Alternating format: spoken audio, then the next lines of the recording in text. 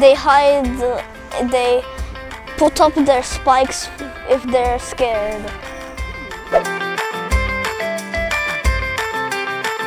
Because otherwise we wouldn't live, and we are basically kind of nature, except from all the cars and buildings and those things.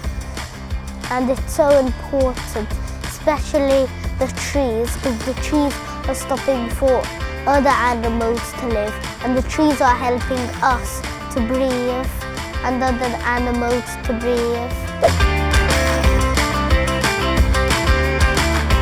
I liked the most of the hedgehog because we needed to make a den.